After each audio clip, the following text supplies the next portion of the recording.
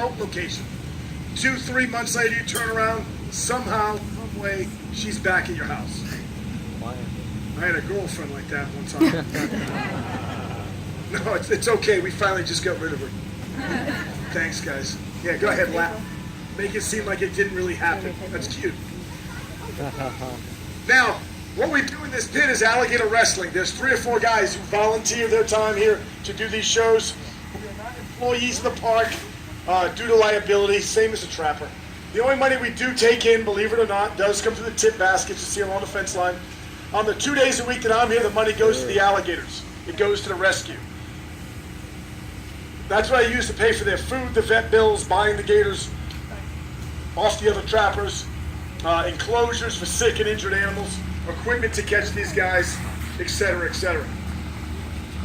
And to be honest, for the next probably, I don't know, 5 or 10 years, almost all that money is going to go to Louisiana. I just agreed to buy 1,000 alligators off a guy, all bigger than 7. They're all 10 to 14 feet. You're talking 400 to 1,400 pounds.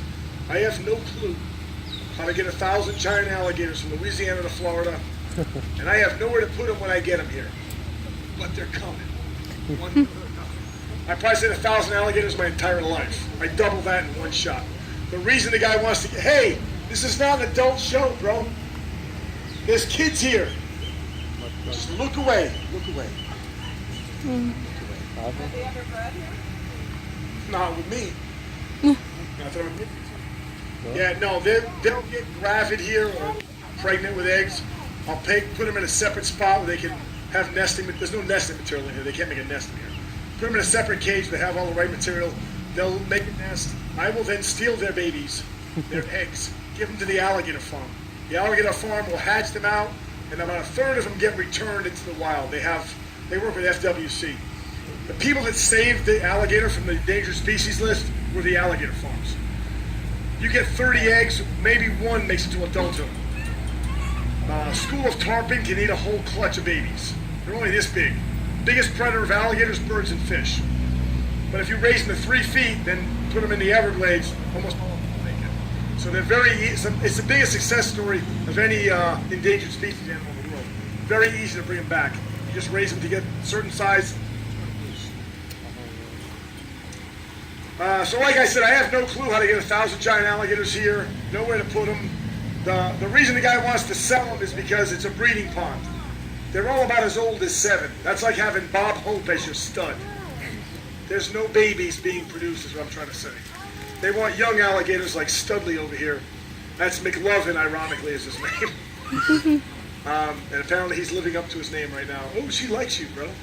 Hey, good for you, kid. That's actually a male. There's 2 males. That's nothing wrong with that. There's no babies. No new mouths to feed. I'm cool. So again, anything you guys do leave in those baskets at the end of the show, always appreciated by myself, probably even more so by the alligators. And at this point, I don't care if it's $1, a nickel, a penny, a bottle cap. It all helps out. It all adds up. A lot of the wrestlers get very offended by change. I'm not one of them. Like I said, we've got so much going on. Every little bit does help. Now, the alligator wrestling we do, I feel kind of perverted over here. The alligator wrestling we do, it is not like wrestling on television. I really have to say that because some people think there's going to be like headlocks and body slams. And young boys in particular get disappointed because I don't run around with a folding chair, smashing alligators in the head and dropping them through tables. Not that kind of wrestling. I'm not going to kick, punch, or hurt the alligator in any way.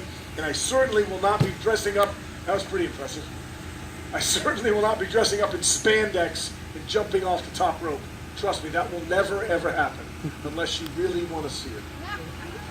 All alligator wrestling is the old Seminole Indian capture techniques mimicked in a pit like this with a few stunts thrown in.